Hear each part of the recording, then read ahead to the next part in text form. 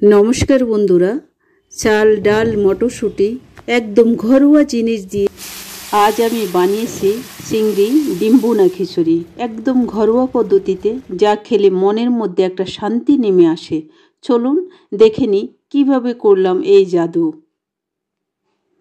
প্রথমে আমি চালের কোটা 1.5 কোটা আতপ চাল নিয়ে নিলাম, তারপরে হাফ কোটা মসুর ডাল নিয়ে নিলাম। জলে ভালো করে ধুয়ে নিলাম। ধুয়ে একদম পরিষ্কার করে নেওয়ার পরে জলে 15 মিনিট ভিজিয়ে রেখেছি। ভালো করে পরিষ্কার করে ধুয়ে নেবেন আগে, তারপরে 15 মিনিট ভিজিয়ে রাখবেন। 15 মিনিট পরে জল ঝরিয়ে নেবেন। জল ঝরিয়ে নিয়ে একটা পাত্রে নিলাম, কিছু মোটা করে আলু কেটে নিলাম, ওর মধ্যে দিয়ে দিই। তারপরে একে একে পেঁয়াজ, মোটা করে কাটা পেঁয়াজ দিয়ে দিই। ওগুলো দেওয়ার পরে আবার কুচানো পেঁয়াজ দিয়ে দিই। এর মধ্যে কুচানো পেঁয়াজ দেওয়ার পরে কাঁচামরিচ ফালি করা দিয়ে দিই। আদা বাটা দিয়ে দিই। আদা বাটার পরে রসুন বাটা দিই। রসুন বাটার পরে আস্তে আস্তে আমি ধনে গুঁড়া দিয়ে দিই। এর মধ্যে দিয়ে দিই আমি গরম মশলা গুঁড়া, তারপরে হলুদের গুঁড়া দিয়ে দিই। হলুদের গুঁড়ার পরে মরিচের গুঁড়া দিয়ে দিই। তারপরে দিয়ে দিই চিংড়ি মাছ। বেশি করে চিংড়ি মাছ দিবেন, কারণ চিংড়ি ভুনা খিচুড়ি বলে কথা। তারপরে আমার কাছে কিছু ফ্রোজেন করা মটরশুঁটি আছে, সেগুলো দিয়ে দিলাম। আপনাদের না থাকলে দিবেন না। তারপরে দিয়ে দিলাম কাঁচা সরিষার তেল, যেটা স্বাদে গন্ধে ভরপুর হয়ে যাবে। এর মধ্যে লবণ দিয়ে দিলাম স্বাদ মতো। এর মধ্যে কিছু বিরিয়ানি মশলা দিয়েছিলাম আগে। সবগুলা দেওয়ার পর ভালো করে কষলে মেখে নেবেন। এমনভাবে মেখে নেবেন যেন হাতে অর্ধেক রান্না হয়ে যায়। খুব ভালো করে কষলে মেখে নিলাম।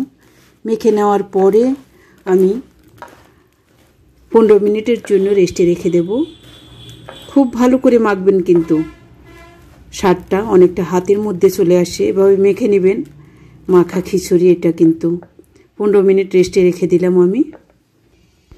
এর মধ্যে আমি একটা কড়াইতে সরিষার তেল গরম করি, তার মধ্যে একটু লবণ দিয়ে দিই। আমি সবসময় কাজটা করি। শুকনো মরিচ দিয়ে দিই। তার মধ্যে দিয়ে দিই কিছু কুচানো পেঁয়াজ। লাল লাল করে যখন বেরেস্তার মতো হয়ে যাবে, তখন মেখে রাখা সেই খিচুড়িগুলো দিয়ে দেব। এর মধ্যে আর কোনো উপকরণ দেওয়া লাগে না। এভাবে হাতে মেখে খিচুড়িটা দিয়ে আপনি কষাতে থাকবেন ভালো করে। এটা ভালো করে কষিয়ে নেবেন। এখানে বিরিয়ানির মশলা দেওয়া আছে, এই জন্য একটু বিরিয়ানি স্বাদ থাকে। যাদের ঘরে বিরিয়ানি মশলা নেই, অবশ্যই দেওয়ার দরকার নেই। ভালোভাবে ভাজা ভাজা করে নেবেন সব কটাকে। খুব লালচে ভেজে নেবেন সবগুলা। যখন ভালো করে কষানো হয়ে যাবে, আমি এর মধ্যে একটু বাটা মশলা দিয়ে দিই। এর মধ্যে দারচিনি, এলাচ, জিরে এবং গোলমরিচ আছে। যেহেতু আমি অন্যান্য শুকনা উপকরণগুলো কম দিয়েছি, এই জন্য একটু বাটা মশলা দিয়েছি। বাটা মশলা দিলে এটা স্বাদের ব্যালেন্স দ্বিগুণ হয়ে যায়, কারণ শুকনো উপকরণের চেয়ে যখন বাটা কিছু দিবেন, এটা স্বাদ দ্বিগুণ হয়ে যাবে। সমস্ত উপকরণগুলো ভালো করে মিশিয়ে নিয়ে একদম ভালোভাবে কষে নেবেন। এরকম যখন ভাজা ভাজা হয়ে যাবে সমস্ত উপকরণ, চিংড়ি মাছ, আলু যখন একটু ভাজা ভাজা হয়ে যাবে, তখন কি করবেন? অবশ্যই এর মধ্যে গরম জল ব্যবহার করবেন। অবশ্যই ডাল এবং চালের পরিমাণ হিসাবে আপনি জল ব্যবহার করবেন। এখানে যদি চাল 1.5 কোটা নেন আর যদি ডাল হাফ কোটা নেন, তার মধ্যে আপনি 1.5 কোটা এবং হাফ কোটা মিলে 2 কোটা হয়। এর মধ্যে আপনি 4 কোটা জল দিবেন। সেই পরিমাণ মতো খিচুড়ি যদি করেন, খুবই ঝরঝরে হয়, খুবই সুস্বাদু হয়।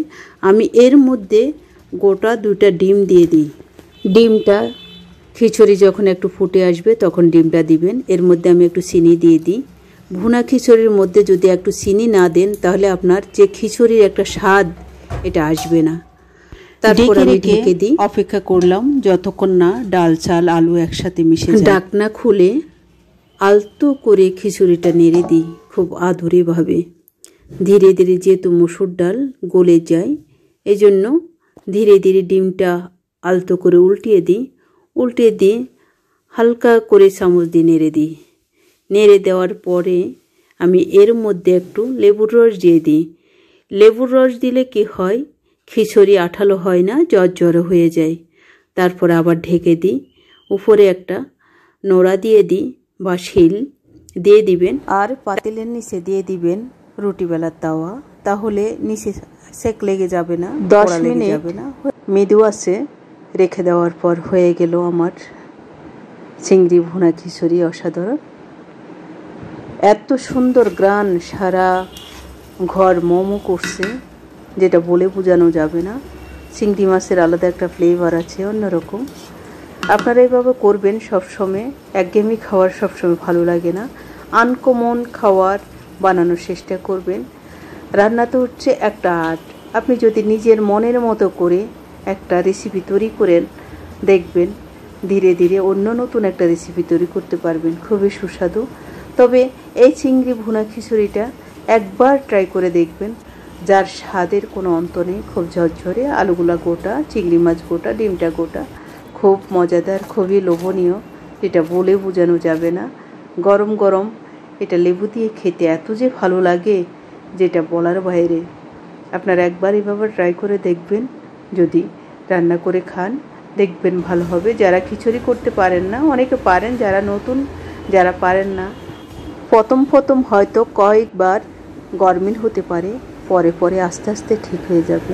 কোনো রাঁধুনি শুরুতে রাঁধুনি হয় না, ধীরে ধীরে রান্না করতে করতে লবণ কম, লবণ বেশ, হলুদ বেশি কম, এইভাবে দিয়ে দিয়ে তো রাঁধুনি, ঠিক না?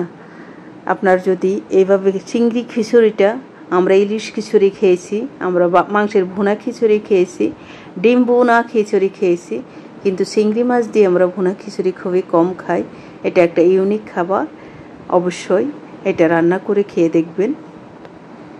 এই খিচুড়িটার পেছনে আছে আমার মায়ের শেখানোর স্মৃতি, আর আছে নিজের চেষ্টা, শেখা কিছু ভালোবাসা। এই খিচুড়িটা খাওয়ার সময় আলাদা কিছু লাগে না। আপনি যদি সাথে একটু শসা, লেবু এবং একটু পেঁয়াজ নিয়ে নেন, এটার একটা আলাদা স্বাদ, খুবই সুস্বাদু লাগে। যেহেতু আমি খিচুড়ি বানানোর সময় একটু লেবু দিয়েছিলাম, লেবুর আলাদা একটা ফ্লেভার আছে, হালকা একটু টকটক ভাব আছে, খেতে খুবই সুস্বাদু। তার মধ্যে যদি আপনি একটু কাঁচা লেবু নিয়ে নেন, কাঁচা লেবুর ফ্লেভার কিন্তু আলাদা, খুবই সুস্বাদু হয়। এত সুন্দর সুস্বাদু হয়েছে, মুখে দিলে গলে যাচ্ছে, বলে বোঝানো যাবে না। আপনাদেরকে হয়তো দেখাতে পারবো, কিন্তু আপনারা খেয়ে দেখতে পারবেন না। খেয়ে কখন দেখতে পারবেন? যদি আপনি রান্না করেন। এই ভিডিওটা দেখে যদি আপনারা রান্না করেন, তারপরে আমার সার্থকতা। অবশ্যই একবার ট্রাই করে দেখবেন। আশা করি আমার ভিডিওটা ভালো লাগবে। যদি ভালো লেগে থাকে অবশ্যই লাইক, কমেন্ট, শেয়ার করতে ভুলবেন না।